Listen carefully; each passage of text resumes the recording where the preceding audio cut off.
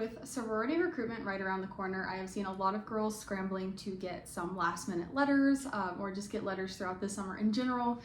And I wanted to talk to you today about some of my ideas that I had as an alumni of how you could go about getting these letters in a way that is professional and proper, and also how you can kind of go about asking for these in a way that will get you the best results and hopefully get you the letters that you need to go through sorority recruitment and have a wonderful experience. I personally am a member of a sorority. I reinstated my membership after college because I had to leave for a few reasons, including my military service and just some other things that were going on in life at the time.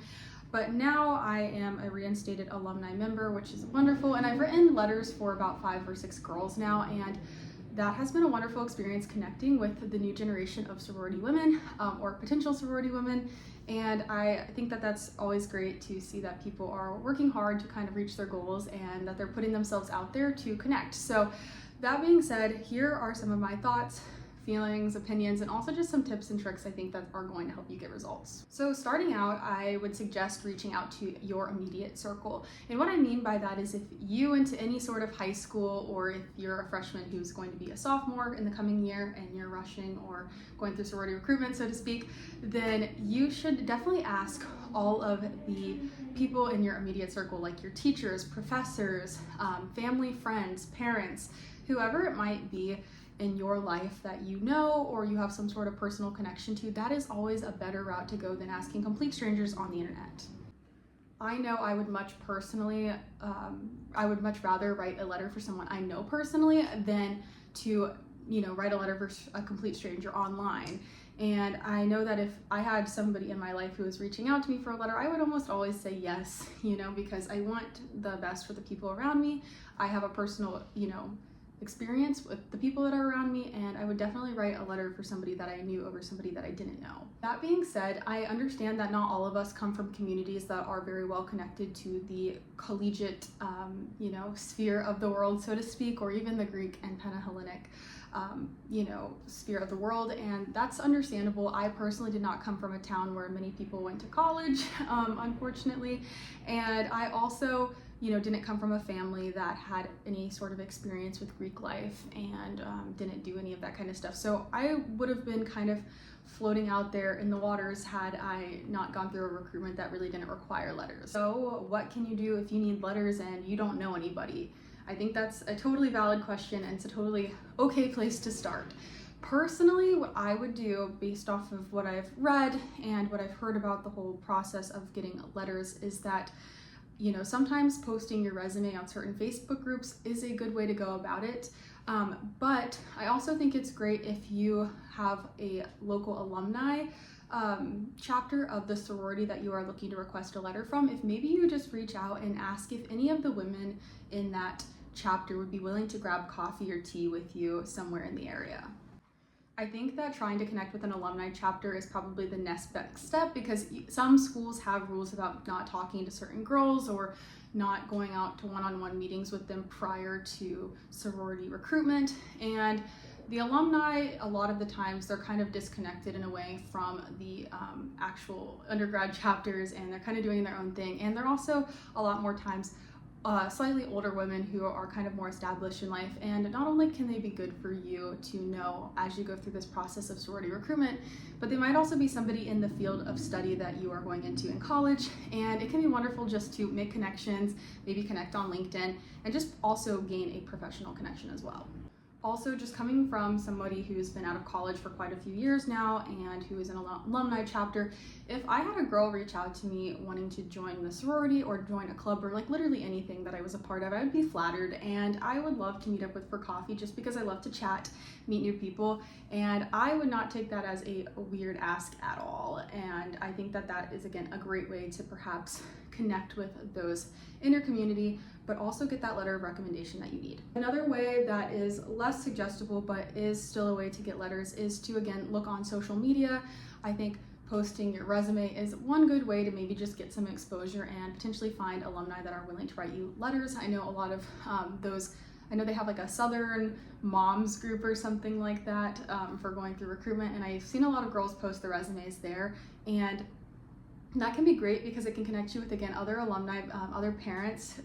from people who are also going through sorority recruitment who are willing to write you letters. and that can be a good way to connect, but again, just make sure you are maintaining your safety online. In my case, the girls that I have written letters for, I have actually met through Reddit, which is a little strange for some people, and some girls are not even willing to write letters for people that they meet online because they don't personally know them. I, however, am okay with writing letters because there is an option in my sorority's recruitment letter to say that you don't personally know this person, but you have information on them, and you want to write them a letter of recommendation because you have the information on them and you think that they could be a good member. And so I normally pick that option for people I don't know personally, because I think that that's the best way to go when you don't actually know somebody. But I also go through a process where I thoroughly vet people to make sure that I think that they would actually be a good candidate for the sorority. However, if you are reaching out to somebody online or just at all, it is good to make sure that you are being professional about it. Think about it as if you were going to go to a job, right? You're not going to just say, hey, write me a letter, I need you to do this now, or something like that. You're not going to demand something like that from anybody, and that's also just not polite in general. So what I recommend doing is just sending a kind, whether it be a DM if you're doing it over something like Reddit or Facebook,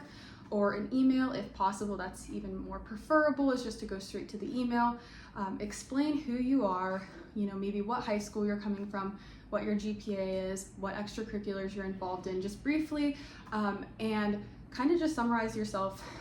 and don't demand, just simply ask in a polite manner, hey, would you be willing to write me a letter of recommendation? I am so-and-so from this school, and I would be more than happy to chat or provide you with any more information you need, something along those lines, right? So make sure you are being professional and polite when you are requesting letters. While I've written a letter for most of the girls that I said I could take this year, I only had so much time and I could only write a few different letters and stuff, but when I was putting that out there, I had a girl DM me and she was basically demanding a letter from me, and I was like, I absolutely do not want, to write a letter for somebody who is going to demand something from me without being polite about it, especially after at that point I had already capped my time and said I have already taken enough people. I cannot write letters for any more people with good conscience, but also I just don't have time to vet that many people and to write that many individualized letters for everyone. And this person still decided to reach out and demand a letter, and I just felt like that was very unprofessional. However, even the girls that did reach out after I'd kind of capped my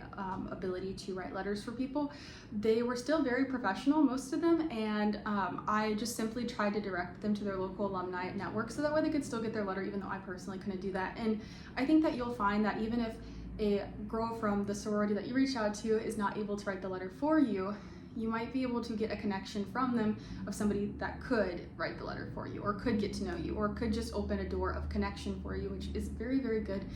regardless of whether or not you join that sorority or not, because again, you can make connections everywhere, and those connections later in life can become valuable to you. Anyways, I'm going to stop this video here. I think I kind of summarized some of my ideas for how you can go about getting letters this summer if you are still looking for them. But I think, again, the greatest thing of all to take away from this is just be polite and proper and professional when you request a letter from people. Again, most women are more than happy to write a letter for you if you are only polite and kind and you show the best parts of yourself, so to speak. So just go into it like that, and I don't think you'll have a single problem getting the letters that you need this summer.